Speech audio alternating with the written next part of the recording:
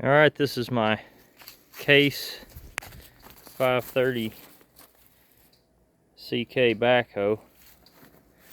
It's a 65 according to the serial number on it.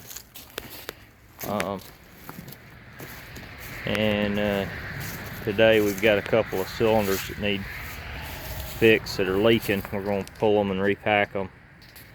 We got the bucket curl cylinder right there, and I've got the lift cylinder on this side's bad. I've already replaced the other ones probably a year ago on the other side, and I just never did change these because they weren't leaking. And I may go ahead and do the outrigger cylinder here, stabilizer. I don't know, some people say outrigger, some people say stabilizer, but this one here is leaking down, and but they're really messed up. I mean, they got chunks missing out of the chrome on them and stuff, so I don't know if repacking will actually seal that up or not. They get pretty whacked up with everything going on. But this has been a pretty good backhoe for what I paid for it. It's got wore out bushings and stuff. I mean, these bushings here are doing pretty well, but these bushings here are pretty bad. That pin don't even fit properly in there. It's the bad. So I probably ought to repair those at some point. But for the most part, she does pretty good. And I just need her until I get my house built. So, and then I guess I'll use her some more after that. But everything else is in pretty good shape. I mean, for 65 anyway. I did change out a bunch of hoses when I got it that were way down in here, and boy, that was tough to get to some of those lines.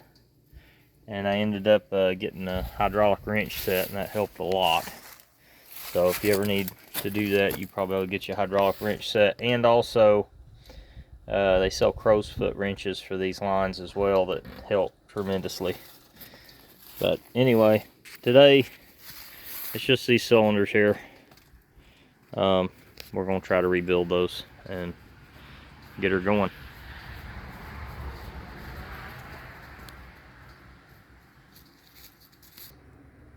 All right, I got this nice snap ring set here from Icon, and it turned out really handy. I was rebuilding a transmission, 904 transmission, and they came in real handy, so I'm going to use it to take these snap rings loose, or I'm going to try to. It should make pretty easy work of them anyway. I cannot see and film at the same time. Oop, there's one. So that worked on that one. And I should be able to just shove that pin through. I'm going to get a socket or something and drive that pin out the other side. I could take that snap ring out and, yeah, but it would make more sense just to hammer it through. So that's what I'm going to try to do here. Now, I'm not used to making videos here, but I'm going to tell you what the plan is for taking this cylinder off. I've got the bucket resting on these steel sawhorses. You can either use these, or I've used 55-gallon drums before just to take the weight off of the front loader. And this cylinder, I'm gonna repack it, but the goal is I'm gonna take this pin out and just swivel this bar, this cylinder down, and see if I can't remove the rod with this end still in place. So I don't even have to unhook anything. I'll just be able to remove that cylinder out of there, and hopefully I don't shoot it across the yard or something. We'll see how that goes. Okay, I'm gonna have Kylara video while I do this, so she's gonna be our camera girl. That's the pause button, so when we stop, just hit this button right here, okay? Okay, thank you, Dad. All right. Now just show right here. I'm gonna be hammering that out. All right, this one's kind of in the way. Go, folks. Oh, she's going right out. Be careful. I'm actually not even gonna drive it all out. I think I'm just gonna leave it hanging. Are you serious? Bottom.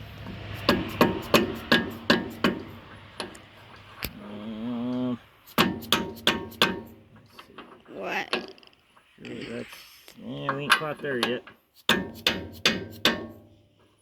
out there. Let's see if we're there yet. It's gonna be almost flush. What do you mean? Dad, it's coming out the other end. That's good. Yep, that's the goal. Okay. Now I gotta get that out. I'm gonna get some channel locks, so Okay. just keep recording it. They'll be bored, but that's okay. I'll be right back. I'll try to keep them okay. So Go just ahead and pause that. Can Wait. you pause it? pause it. Yep. Alright, you got her now. Yeah. We'll get it out now. We got some channel locks. I'm trying to show them that the thing is. Yeah. Show them the whole thing though. All right. Just wait.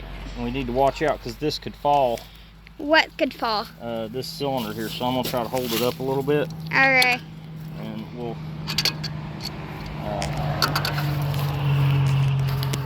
I gotta rub my nose. Oh. Oh.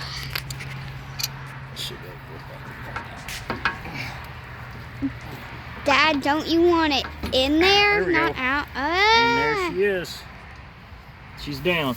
All right, now It looks nasty. we need You to need get to wash the her off. Now we need to get the hydraulic wrench, How do we do that? and we need to Do I- loosen this cap off here. So I'm gonna go get the hydraulic wrenches, and I'll be right back. All right, this little pin here, you got to remove it before you loosen this face. So look around the outside of the cylinder, and you'll see somewhere sometimes there is a screw, and then other times there's a roll pin that's hammered in to hold this cap from sliding. But once you pull this cap out, then you get a hydraulic cylinder wrench like this, or they make them like this. Here's a different one, and use the pins to break it loose. Now I went ahead and loosened this one just to see if it was stuck. It wasn't stuck. Sometimes they're stuck and they're a pain in the butt, but this one spun right off, so it ain't gonna lie, sometimes they come right off, and this one's an easy one, so yours may not just spin right off. But I'm gonna use this one with my hand. This one's so loose that I should be able to just spin it by hand. If I can get this one here. Yeah, I'm gonna be able to spin this right around by hand to take this off. So you just remove the cap. Now you can go ahead and pause it. All right, everybody missed all the drama, but we had this fitting here stuck. I can't get it loose, and since I'm doing like budget here, I'm not trying to do everything correctly, but couldn't get this loose. But luckily this was a return side of the cylinder, so I was able to get the input side of the cylinder loose. And I wouldn't recommend this unless you got it pointed in a really safe direction, but I just took an air compressor and I input air into the input side until it pushed the cylinder out. You have to do it a little bit at a time, but if you just real careful, you can bump it, and if it sticks, you can take a dead blow and just tap the cylinder, have it pointed out where it's not going to hit nothing, and just try to get it where it comes out most of the way. And then I show them the end of that there. I took a breaker bar, just stuck this breaker bar through the eye, and then I took a dead blow and smacked it on the end to get it to come the rest of the way out of the cylinder.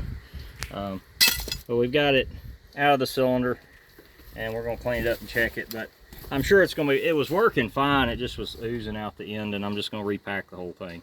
So we'll clean it up, and I'll show you that, putting it back together here in a minute. Okay, I skipped a spot again because I'm bad at making recordings, but I got this bolt loose with this Milwaukee. If you don't have one of these, you can use a breaker bar, and you're probably gonna have to pin the end back into the shackle where it normally, you know, pins into, in order to get enough leverage to break this bolt out. It's in there usually pretty good, but if you have a Milwaukee impact, one of these big fuels, they put out a lot of torque, so you can usually get them off with that. And it was a 1 1/8 socket. So, you ready? Yep. You good? All right. This piece here stayed on the end of the rod, and I had to tap it with a hammer. I just used a dead blow, and I just spun the rod and tapped it in a circle, and this popped off of there. So there's one of those on each side. I just remembered which end was on the cylinder and which end had the bolt pushing up against it. It appears to me that my new packing kit for the main piece is universally flips either way. It's just important to keep the packings in the right order and put them on there just like the ones that come off. But anyway, I went ahead and slid this out. So you basically get your plastic wipers out, these wiper seals pop right out like that, and then you got one on this side. You can break it. I don't know if it looks like, but they're like a puzzle piece in one area, and if you can just unlatch it, and they just pop right out like that. And then there are seals down inside, and they're disintegrating. Can you see down in there? I don't know if you can. No. How about there? Try a video there with the sun. Can you see in there now? Hold on. Now I can see. Okay, yeah.